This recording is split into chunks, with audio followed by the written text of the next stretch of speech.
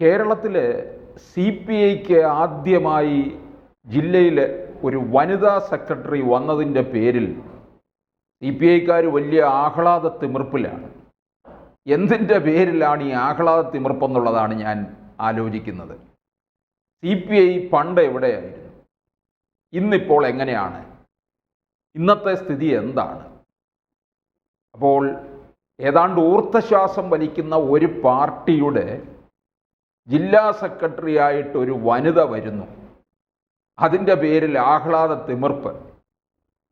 ഈ കപ്പൽ മുങ്ങിത്താഴാൻ തുടങ്ങുകയാണെന്നുള്ള വിവരം ഇതിൻ്റെ കപ്പിത്താൻ അറിയുന്നില്ലയോ? ഈ CPI എന്ന് പറയുന്ന പാർട്ടി എങ്ങനെ നിന്നതാണ് എന്നുള്ളത് നമ്മൾ ആലോചിക്കണം. ഇപ്പം 100ൻ്റെ നിറവിൽ നിന്നുകൊണ്ട് ഊർദ്ധശ്വാസം വലിക്കുകയാണ്. അതേ സമയത്ത് ഈ CPIയും അല്ലെങ്കിൽ CPMും ഒക്കെ തന്നെ ആർക്കെതിരെയാണോ പോരാടുന്നത് ആ പ്രസ്ഥാനത്തിൻ്റെ ഇന്ത്യൻ പ്രതിരൂപവും ഇന്ത്യൻ പ്രതിവിപ്ലവ മുന്നേറ്റങ്ങളുടെ കുന്തമുനയുമായ എന്നൊക്കെ പറഞ്ഞുകൊണ്ടിരിക്കുന്ന RSSും ഇതേ അവസരത്തിൽ യൗവനത്തിൽ നിന്നുകൊണ്ട് തന്നെ ഇപ്പോഴും ആ യൗവന വിടാതെ തന്നെ 100ാം വർഷം ആഘോഷിക്കുകയാണ് ചെയ്യുന്നത്. അപ്പോൾ CPIയുടെ ഇന്നത്തെ അവസ്ഥ എന്താണ്?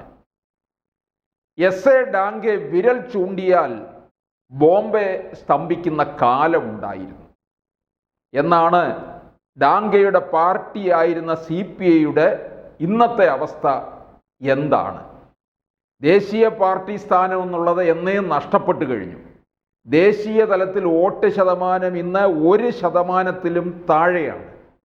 1964 പാർട്ടി പിളർത്തിയ CPMനാകട്ടെ പാർലമെൻറ്റിൽ ആകെ 4 സീറ്റും, അത് 4ൽ 3 സീറ്റും കോൺഗ്രസിൻ്റെ പിന്തുണയോടുകൂടിയാണ്. 2% താഴെ വോട്ടും. എവിടെയാണ് പാളിയത്?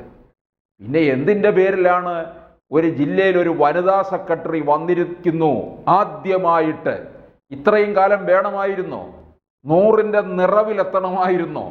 100ലെത്തിക്കഴിഞ്ഞപ്പോഴേക്കും ഞാൻ നേരത്തെ സൂചിപ്പിച്ചതുപോലെ അന്ത്യശ്വാസം വലിക്കുകയാണ്. ഇപ്പോൾ കേരളത്തിൽ നിൽക്കുമ്പോൾ കേരളത്തിൽ CPMൻ്റെ തണലിലാണ് നിൽക്കുന്നത് എന്നത് നന്നായിട്ടറിയാം. തണലിൽ എന്ന് മാത്രമല്ല, ഓച്ചാനിച്ച് നിൽക്കുന്നു. CPM വരച്ച വരയ്ക്കുള്ളിൽ നിർത്തിയിരിക്കുകയാണ്.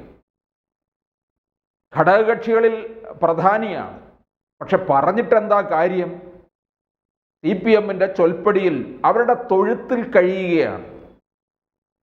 അവരുടെ ചവിട്ടും കുത്തും ഏറ്റു നിൽക്കുകയാണ് ചെയ്യുന്നത്. പലപ്പോഴും CPMൻ്റെ MM മണി തന്നെ പരസ്യമായി CPI അധിക്ഷേപിച്ചിട്ടില്ലേ? എവിടെയെങ്കിലും ഒറ്റയ്ക്ക് നിന്ന് ഒരു പഞ്ചായത്ത് തെരഞ്ഞെടുപ്പില്ലെങ്കിൽ ഒരു വാർഡിൽ ഒറ്റയ്ക്ക് നിന്ന് ജയിച്ച് കാണിക്കാമോ എന്നാണ് ചോദിച്ചത്. അങ്ങനെ ചവിട്ടും കുത്തും ഏറ്റുകൊണ്ടാണ് CPMനകത്ത് കഴിയുന്നത്. ഇടയ്ക്കിടയ്ക്ക് UDF അങ്ങോട്ടേക്ക് വിളിക്കും. അത് അവരവരുടെ ഒരു സൗകര്യത്തിന് വേണ്ടി അവർ ശക്തി പ്രാപിച്ചു വരുന്നുണ്ട്, ഇനി അവിടെ നിന്നിട്ട് കാര്യമില്ല എന്നൊക്കെ ഒന്ന് ഓർമ്മപ്പെടുത്തുന്നതിന് വേണ്ടിയാണ് ഇങ്ങോട്ടേക്ക് വിളിക്കുന്നത്. ഒന്ന് ആലോചിക്കണം, കേരളത്തിലെ പാർലമെൻറ്റ് തെരഞ്ഞെടുപ്പിൻ്റെ അവസരത്തിൽ പോലും ഈ CPIക്ക് 4 സീറ്റാണ് കൊടുത്തിട്ടുള്ളത്. 20ൽ 4 സീറ്റ് അവർക്കുള്ളതാണ്.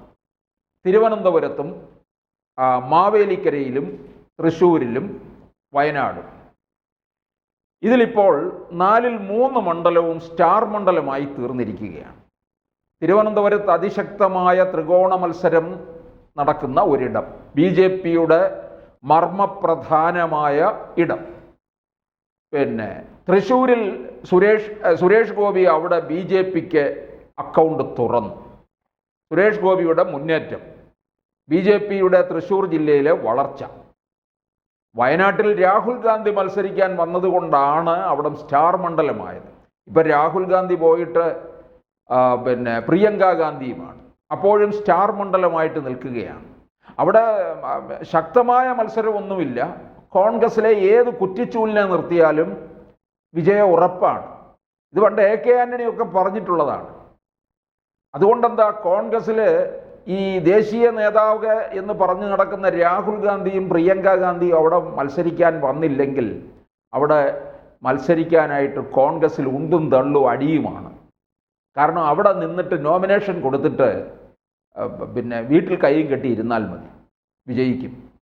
അത്ര കോൺഗ്രസ്സിന് വലിയ ഇടമുള്ള ആകെ ഉള്ള ശക്തി കേന്ദ്രം എന്ന് പറയുന്നത് വയനാടാണ്. അതുകൊണ്ടാണ് ഈ രാഹുൽ ഗാന്ധി പിന്നെ അവരുടെ ഹിന്ദി ഹൃദയഭൂമിയിൽ തോറ്റ് തുന്നം പാടിയ അവസരത്തിൽ ഇവിടെ കൊണ്ടുവന്ന് നിർത്തി ഭാവി പ്രധാനമന്ത്രിയാക്കി വിട്ടത്.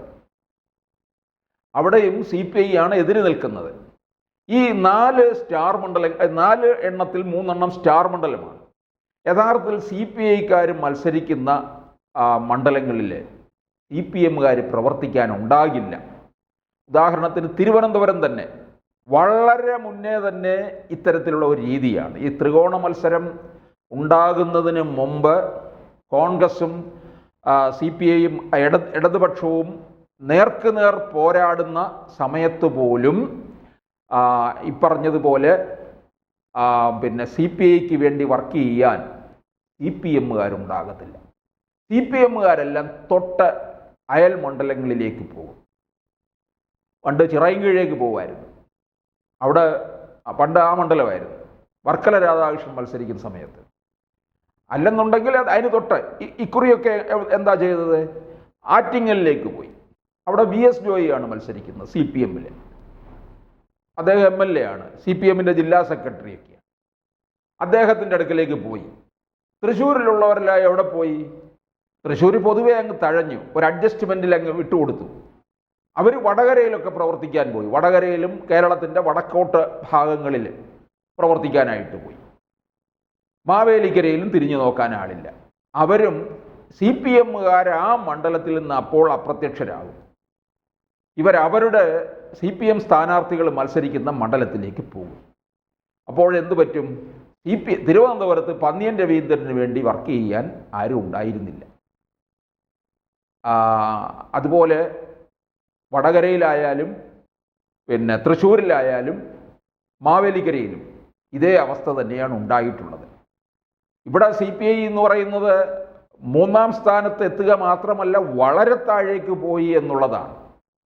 ഇതേ അവസ്ഥ തന്നെയാണ് ഈ പിന്നെ നിയമസഭാ തെരഞ്ഞെടുപ്പിൽ അത്രയും ഉണ്ടാകത്തില്ല. കാരണം ഇവരുടെ അംഗസംഖ്യയും കൂടെ നിയമസഭയിൽ എത്തണമല്ലോ, എന്നാലല്ലേ പിന്നെ ഇതെല്ലാം കൂടെ കൂട്ടി ഭരണത്തിലേക്ക് എത്താൻ പറ്റുകയുള്ളൂ.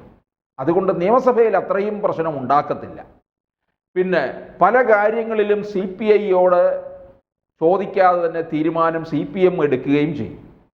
അവിടൊക്കെ പിന്നെ CPI നട്ടല് വളച്ച് നിൽക്കുകയാണ് ചെയ്തിട്ടുള്ളത്. കാനൻ രാജേന്ദ്രൻ്റെ കാലത്ത് നമ്മൾ കണ്ടതാണ് ഇതെല്ലാം.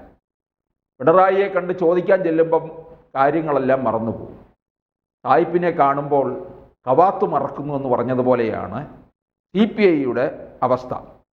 അപ്പോൾ എവിടെയാണ് ഇപ്പോൾ പാളിയിരിക്കുന്നത്? ദേശീയ പ്രസക്തി വീണ്ടെടുക്കാൻ എന്തൊക്കെ സാധ്യതകളാണിപ്പോൾ ഇനി CPIയുടെ മുന്നിലുള്ളത്? സ്വയം നവീകരിക്കാൻ CPI ഏത് പാതയിലൂടെയാണ് സഞ്ചരിക്കേണ്ടത്? ഇതുപോലുള്ള ചോദ്യങ്ങളുടെ ഉത്തരം തേടിക്കൊണ്ടുള്ള CPIയുടെ 100ാം വാർഷികത്തിൽ നമുക്കിത് പറയാതിരിക്കാൻ പറ്റില്ല. CPMനൊപ്പം മുങ്ങാൻ തന്നെയാണ് CPIയുടെ വിധി. ബംഗാളിലും ത്രിപുരയിലും ഒക്കെ സംഭവിച്ചതുപോലെ കേരളത്തിലും സംഭവിക്കാൻ പോകുന്നു. അപ്പോൾ ഒരു ജില്ലയിലെ ഒരു വനിതാ സെക്രട്ടറി വന്നു എന്നുള്ളതിൻ്റെ പേരിൽ ആഹ്ലാദ തിമിർപ്പൊന്നും വേണ്ട. കൂടുതൽ വാർത്തകളും വിശേഷങ്ങളും നിങ്ങളിലേക്ക് എത്താൻ ABC മലയാളം സബ്സ്ക്രൈബ് ചെയ്യുക, ബെൽ ബട്ടണും അമർത്തുക.